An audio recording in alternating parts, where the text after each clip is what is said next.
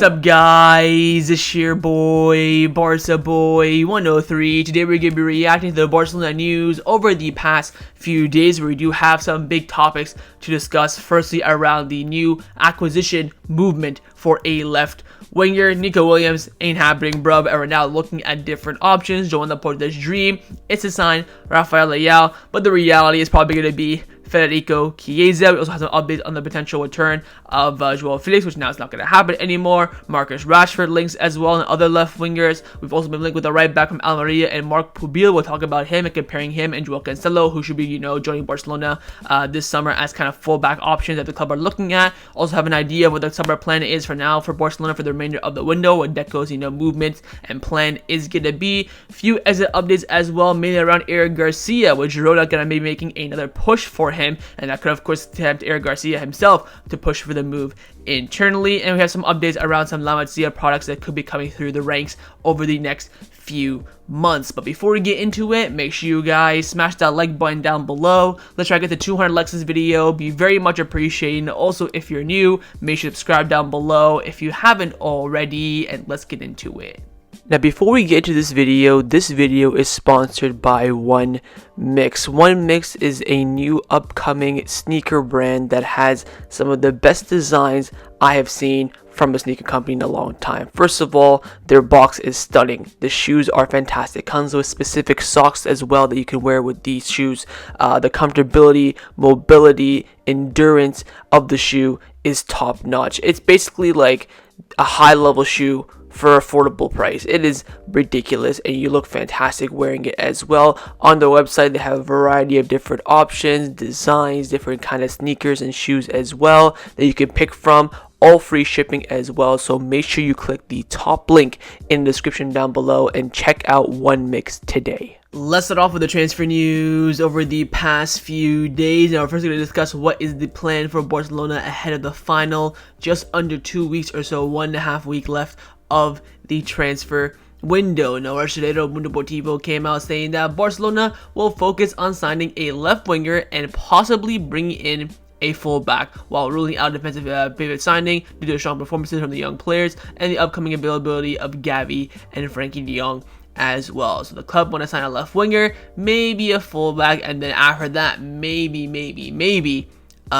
midfielder, which of course we know is the case, especially with a good one exit now confirmed. The club aren't really looking at a midfielder as things currently stand. Definitely a left winger for sure is the top priority. Then fullback is something that we can fall upon if we have some time, money, and effort remaining. Now, whether Barcelona execute these signings remain to be seen. I've been very confident post the Dani Olmo signing almost now a month ago that we're gonna sign someone else. I can guarantee you that Barcelona will sign someone else. Definitely another signing incoming this summer, maybe a second one. Now, those two probably being the left wing and fullback respectively. So wait and see what the Barcelona board, i.e. Deco and Laporta, do cook up. But as things currently stand, a left winger and a fullback are the two priorities heading into the final 2 weeks, just under 2 weeks of the transfer window. Now, in regards to the left wing signing, of course, we have massive updates around it. First, a very quick update on the situation of Nico Williams. Again, we're facing Bilbao in about 48 hours time, so he's not going to be coming this summer, even though we've not heard any media confirmation of the official no yet. Now, Victor Novato from Copa has come out saying that Deco met with a fan of Barcelona in the streets, of course, when he was walking and cruising, who was curious about Barcelona's issues. Deco asked him if he's a journalist or a fan. The boy replied and asked Deco, "Will Nico come?" And Deco replied, "We wanted him to come, but he does not want to come." Then the boy asked him, "But will we sign anyone?" And Deco replied with, "Yes." So apparently the reports are saying that Nico officially said no to Barcelona the day of the Joao Gamper. Now, Joao Gamper was quite some time ago, so the fact that it hasn't been leaked is a bit strange. It's only being leaked a little bit now, but I don't know. I guess, again, the reality is that we are facing Bilbao in about 48 hours time, so I doubt the operation will happen, although I wouldn't be opposed to it happening afterwards, and that's the club's perspective though, so we'll wait and see on that. But again, Deco confirming to some fans in the media, not in the media, but fans in the streets of Barcelona, that signings are expected in the final 1.5 weeks left of the transfer window. Now, a new name that has emerged over the past few days in regards to a left wing option is Marcus Rashford, with goal coming out saying that according to sources from Barcelona, Hansi Flick has proposed Marcus Rashford as a potential candidate for the left wing. Now, Rashford is sat on around 300,000 euros a week at Man United, signed a new deal, I think, not last season, but the start of last season, maybe the summer of, end of the season before that when he played well. This is a big fat no. Again, I'm not really keen on English players playing outside of the Premier League. I know Bellingham is at Real Madrid, and Conor Gallagher just went to Atletico, but I don't know. I've never been a fan of English players joining Barcelona unless they're top quality, and of course Rashford is far from that. This man is probably one of the most inconsistent players I've ever seen in my history of watching football. He'll have a great season, then have one of the worst seasons I've ever seen from a forward. So I would stay well clear. I think United would definitely be open to selling from him, but of course they're going to want some good money. They want around probably, I'd say 50, 60, 70 million-ish, and he's not worth that beyond belief. I wouldn't even pay 30 million for Rashford, if I'm completely honest, but apparently Hansi Flick has brought this name to the table. We appreciate that, Hansi, but a big no thank you from all the Coutés around the world.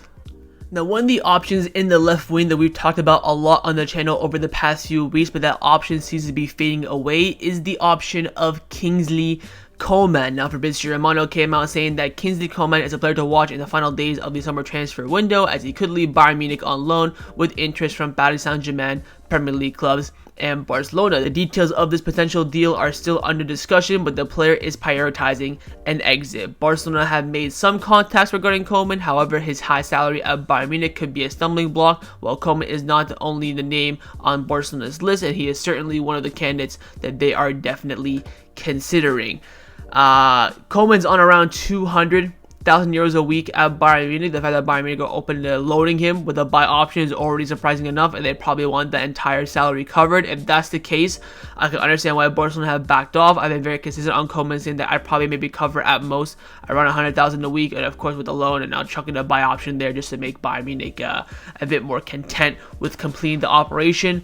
But honestly, for about a week now, there's been no news whatsoever. Even with Coman, he's still playing for Bayern Munich. He's not been frozen out like Leon Goretzka has been, so I think Bayern Munich don't mind keeping him. Apparently his preferred option is to go back to Paris Saint-Germain, but Paris Saint-Germain are looking for a striker right now. They haven't made any real moves towards Coman. They're looking at Adam Lookman from Atlanta as well, so I think right now very, very likely that Coman ends up staying at Bayern Munich unless something drastically changes in the next week or so where the situation becomes even easier to sign him. So we'll wait and see, but in regards to Coman to Barcelona right now, things are very, very, very quiet.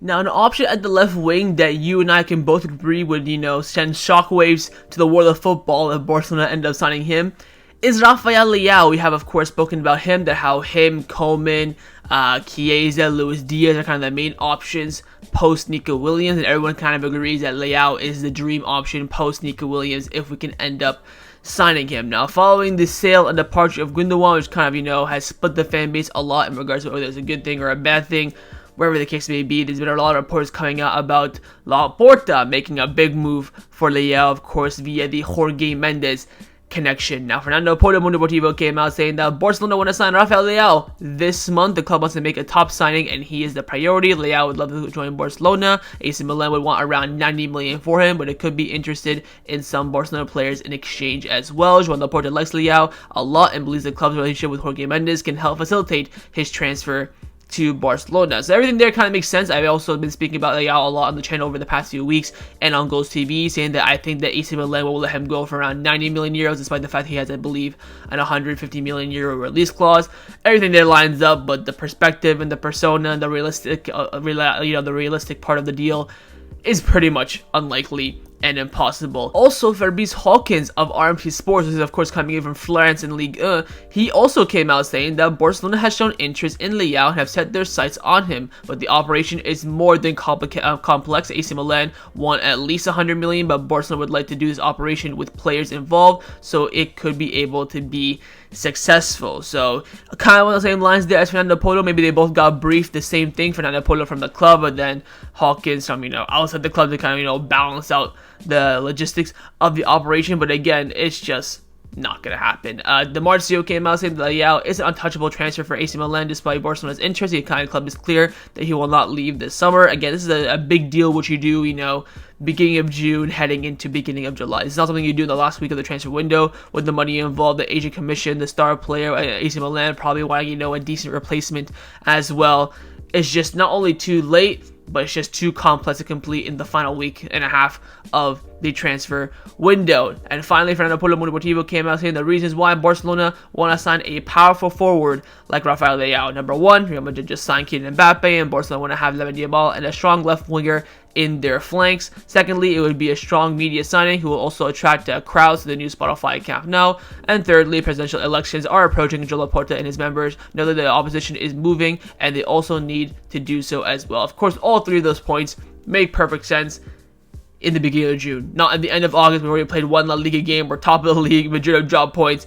This persona is way too late to enter now. No one's getting on this hype. No one's getting on the hype train for Leao because this deal is just too complicated and too impossible to complete in this final week and a half. Whether Barcelona can afford it or not is one thing. Whether AC Milan want to sell him, that's one thing. Whether Leao wants to join is another thing. This deal is just too complex, too much money involved, too many agents involved, two big clubs involved. One other club will probably look for a replacement as well before letting go of their star player.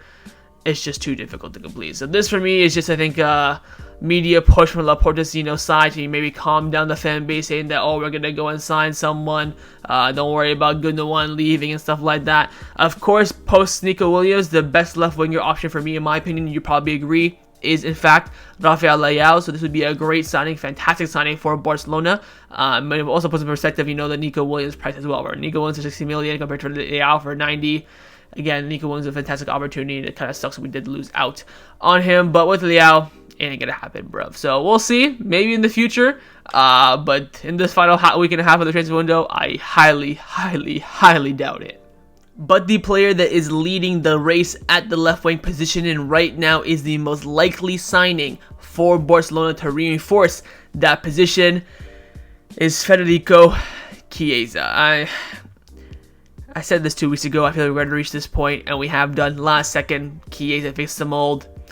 Look where we are now. Firstly, reports came out from Italy saying that Federico Chiesa's agents have offered him to Barcelona, who are currently evaluating the opportunity, but nothing advanced as of right now. The Marc also confirmed this, and that Chiesa is now part of Juventus' plan. His agent, Fali Ramadani, has initiated contacts with Barcelona. Again, he's going to be offered everywhere, with him being out of the plans of Thiago Motta in Juventus. Following this, Fernando Pubill came out saying that Chiesa is among the low-cost alternatives for Barcelona if they're unable to sign a powerful star at the left wing. If Barcelona go for Chiesa, the condition would be at least a cost of around 10 to 15 million euros at most, given that his contract will end in 2025. Of course, he's entering the final year of his deal. Chiesa's agent, Fali Ramadani, has also, of course, worked with Barcelona in the past on many deals like Milan Pjanić, Kessie, Pierre-Emerick Aubameyang, Clement Lenglet, and Marcos Alonso. Juventus would prefer to sell Chiesa to Barcelona rather than in Serie A. Chiesa has been linked a lot with a move to Roma potentially to replace Dybala, who is going to Saudi,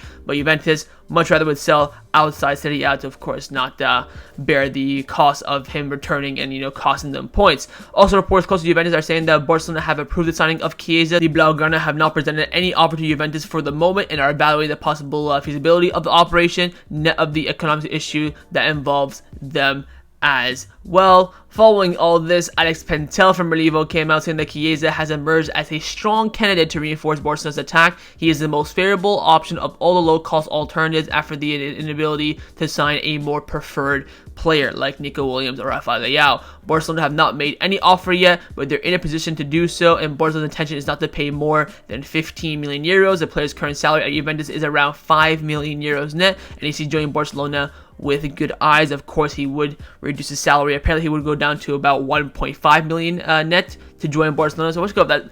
I mean, he's been frozen out at Juventus. He's getting a knock on the door from Barcelona. Of course, he'll do everything on his side to join. That is very obvious. Matteo Marito came out saying that Chiesa has been offered to Barcelona. He's not on Juventus' plan. His priority is to move abroad to continue earning elsewhere. I'm told there has been no direct contacts yet, but Barcelona could decide to go for him if it deems the most doable signing. Finally, Gigantes, of course, Joao Romero came out saying that Chiesa is the most viable option to reinforce the attack for Barcelona at this current moment. I've said along the channel, if it's Chiesa or no one, I will take it. It looks like we've reached that point. For me personally, how I approach this deal is I would not, enter it into the last 48 hours. You want to rinse Juventus. You want to put pressure on them as much as possible. He's earning 6 million net there. Heavy wages. They want him out as soon as possible. For me personally, I think buying Chiesa is a very risky move. I would much rather do a loan with a buy option. And again, if you wait for those last 48 hours of the transfer market, I think Juventus would definitely budge. And since he's not a priority and a low-cost option, there's no rush. Him being available for Bilbao or the games after that will make no difference. A lot of people are comparing him to Ferran Torres. I've spoken to some of my Juventus fans. They basically see Chiesa as how we see Ferran Torres. So look, he's better than no one. I've been consistent on the fact that I'd rather sign someone that's, semi-decent, has potential than no one. Of course, he's done his ACL about a year ago. Since then, he's had a few knocks that have kept him out for a couple of games here and there. He's never had, long-term injury since that ACL one, but he's been very inconsistent in and out of the team. He has a few niggles. He'll miss a game, come back for a game, play okay, miss 2 games, come back, do all right. And then Juventus fans get hyped up and he's out for another, 2 games. So the injuries are the big issue with Chiesa, and that's why he's essentially being pushed out. One of the reasons why Thiago Motta is not fancy him, of course, a little bit based on his ability as well.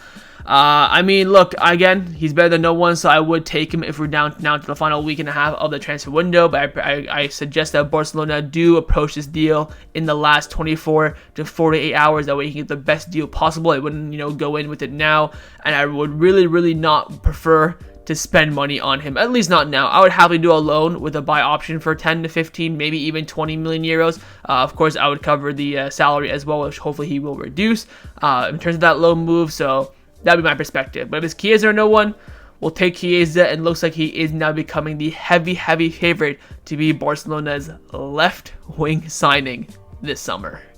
But a player that will not be Barcelona's left wing signing this summer is, of course, Joao Felix, who has now officially joined Chelsea in a deal worth 50 million euros. In the end, Atletico Madrid did get the money they wanted for him because Chelsea were just crazy enough to enter, so that way they could sell Conor Gallagher and, balance FFP.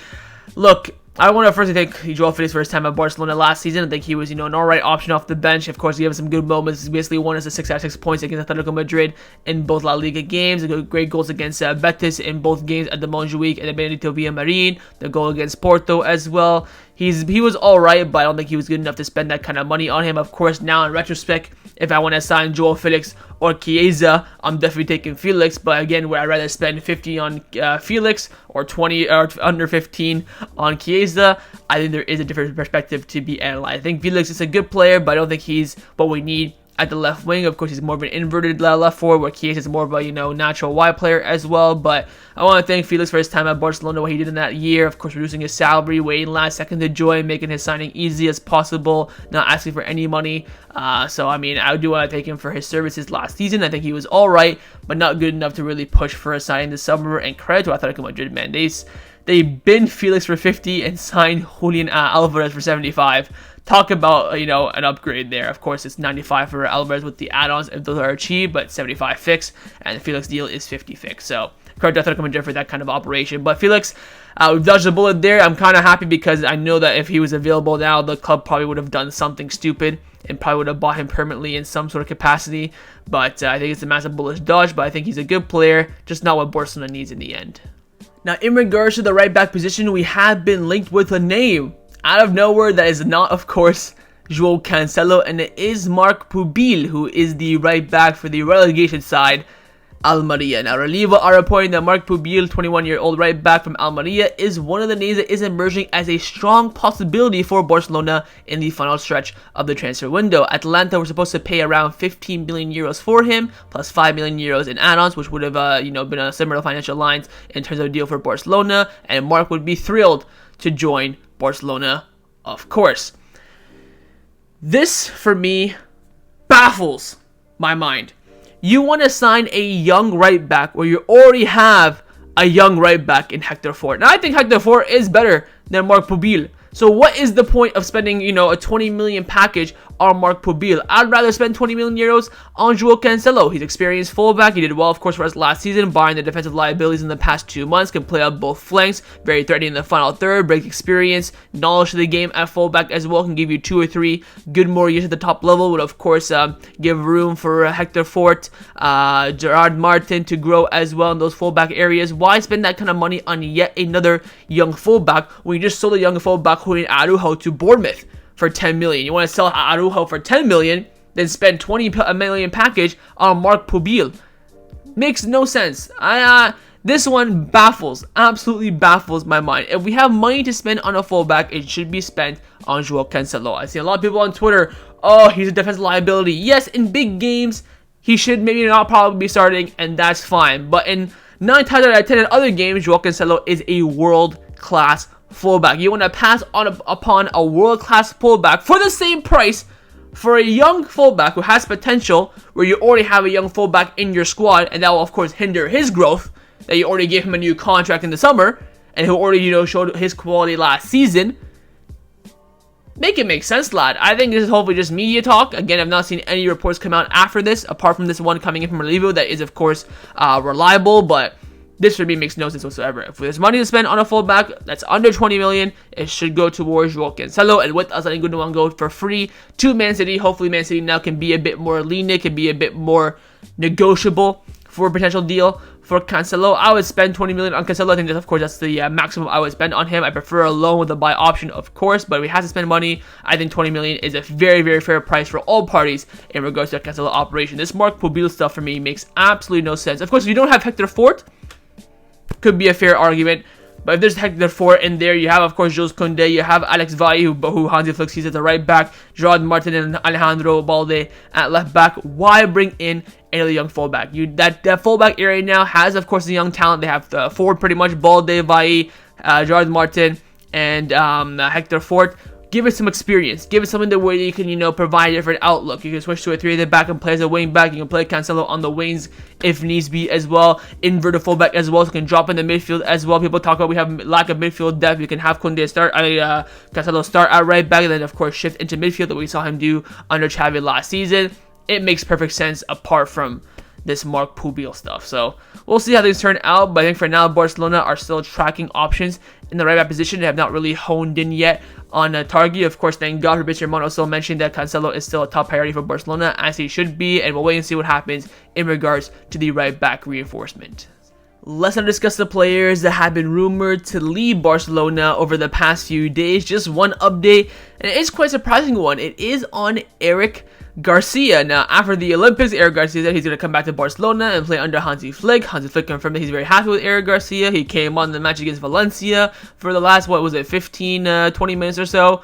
All of a sudden, the Girona media are now hyping on the train that Eric Garcia's return is, definitely possible. Candacev came out saying that Eric Garcia's return to Girona isn't completely ruled out quite yet, although Hansi Flick is saying in the media that he wants him to stay. His departure would open up fair play for Barcelona, and Girona's coach Michel still wants Eric Garcia to return. Look, we're at a point now where saving, 50, 75k a week salary of Eric Garcia is not really going to benefit us too much for FFP. Of course, letting go of Gundogan, Victor Roque, Michael Fay, Clement Lenglet, that is more than enough to help us with ease in regards to FFP. So him leaving will not benefit us FFP. It would benefit us, of course, transfer fee wise, if we can recoup around 15 to 20 million euros for Eric Garcia, since we brought him in for free, of course, back in 2021. But why? Why now when you've already decided to sell McAlfay? You've already, Araujo is going to be out until January. Clement Lenglet is going to leave. You need some sort of center back coverage. You need at least 5 center backs. You're going to have, of course, Koundé playing at right back. You're going to have maybe Christian playing in the midfield. It's going to be Indigo. It's got to be someone else in there as well. And, of course, Eric Garcia is at Hildy as well. Can play at right back, can play in the pivot. I personally would let him go now with us already deciding to sell McAlfay. If you want to sell Eric Garcia and keep McAlfay, no problems on my end. But if you're only going to sell one of them, I think you should definitely be keeping the other one.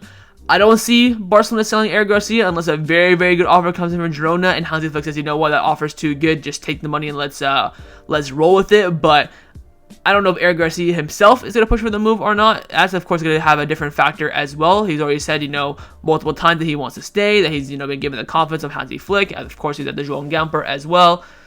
I don't know, this one kind of came out of left field out of nowhere. Again, FFP-wise, Eric Garcia leaving will not help us whatsoever. Of course, he'll bring us some good money if we do get a transfer fee for him, but in terms of FFP, he will not, provide a big impact whatsoever. So we'll wait and see. Keep your eyes on the future of Eric Garcia, as Girona are still there knocking on the door, and his situation could end up changing.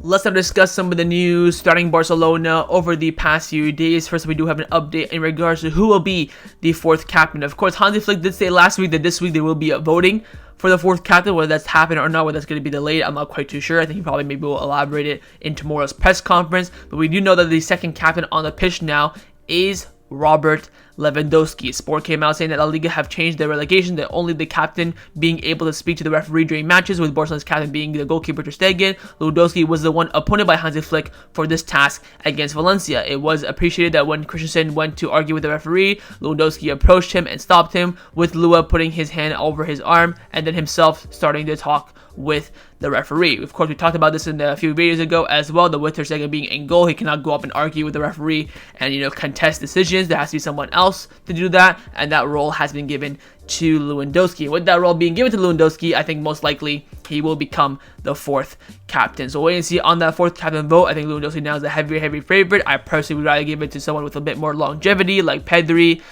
maybe even a Koundé as well. It's kind of my underrated shout, but I think Lewandowski right now is the clear favorite to become the new fourth captain.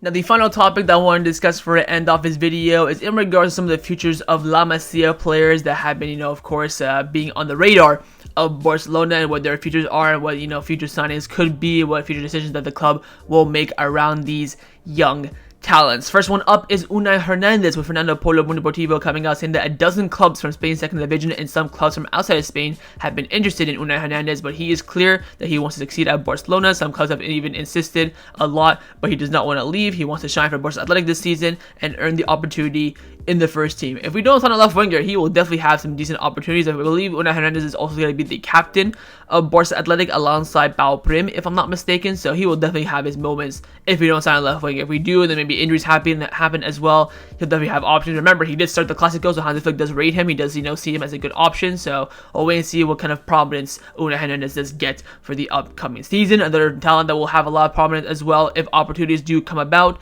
is Tony Fernandez. Sport came out saying that Tony Fernandez has turned 16 and training and playing with the first team, a dream for him, but he's aware that he can return to the Juvenile A at any time and prepare. It can take it in a positive way. He keeps his feet on the ground. Hansi Flick has total confidence in Tony. The player feels that physically he has taken a step forward in recent weeks, and training with the established players is helping him grow in many aspects. He stood out for Juvenile B last season, and this season he is expected to be between Juvenile A and Barca Athletic, with the aim of continuing development and improving and aspiring of the great dream of succeeding with the Barcelona first team. So he's going to be bouncing around kind of the, levels at Barcelona, with of course one eye being on the first team. Also, Sport came out saying that after spending the entire preseason with the first team, Tony Fernandez, of course, made his debut for Barca Athletic in their debut match against Ibiza last weekend. He scored a goal and played the game, and leaving a great sensation. In principle, he will be between the Barca Athletic and Juvenile A this season. His feet is on the ground, knowing that how young he is at the stages are yet to be completed. New Barca Athletic coach Albert Sanchez is aware of what he has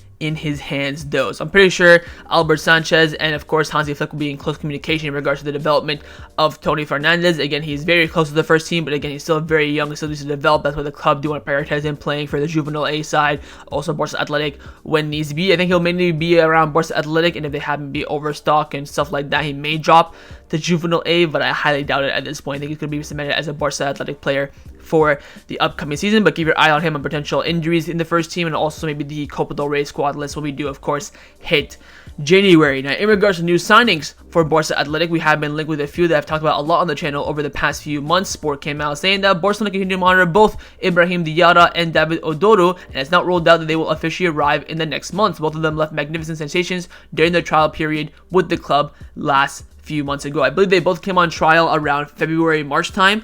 Of course, Ibrahim Diarra came after the Under-17 World Cup, was it, or something like that, where he did very, very well. And then, of course, David Odoro came after his Chelsea trial, I believe. So these are two top African talents that Barcelona have been tracking for such a long time and are hoping to end up signing them on a permanent basis very, very soon. Also, some updates internally as well, one of them being Ibrahim Balde. Sport came out saying that Ivory Coast center back Ibrahim Balde is currently having a probation period with Barca Athletic and will continue to get tested under Albert Sanchez for the next few days, but the feeling right now that his continuity is a bit complicated. So of course he's on trial right now, trying to see if he can impress the new manager, but right now things aren't going as planned, so we'll wait and see how that does develop. And finally, a big update on Babacar Kamara, who of course is the brother of Ilaix Moriba. Sport came out saying that Babacar Kamara will be part of Barca's Juvenile B squad. Last season, Baba was with the Cadet B team, and he played only 2 official matches in the Cadet A team. The youth football management has decided to promote him to Juvenile B directly. He can play as a center back,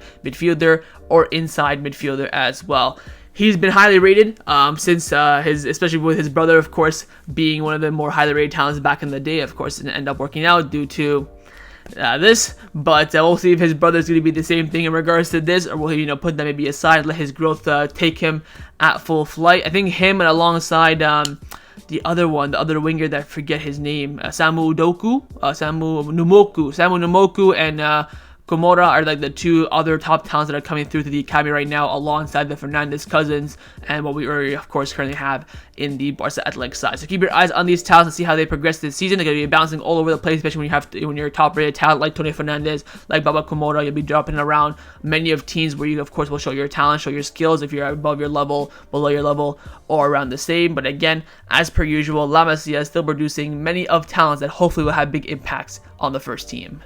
So that was my reaction to the Barcelona news over the past few days. Hopefully you guys enjoyed this video. If you did, make sure to leave a like, and of course send me your thoughts down below in the comments on everything we discussed. Of course, the main thing I want to know is around the left wing signing. What are your thoughts on Barcelona wanting Rafael Leao? We're probably going to end up with Federico Chiesa. Second, your thoughts on the right back position. Do you agree with me? Would you go for Joao Cancelo's return for that kind of 20 million price tag? Would you go for Marc Pubill instead, or sign no one? And finally, your thoughts on the potential departure of Eric Garcia. Would you let him go in the final few days of the transfer window, or would you keep him for squad depth and rotation ahead of maybe a potential departure in the January transfer window? And of course, make sure you guys subscribe down below if you haven't already, and I will see you guys next time on the channel. Take care, and Forza Barca.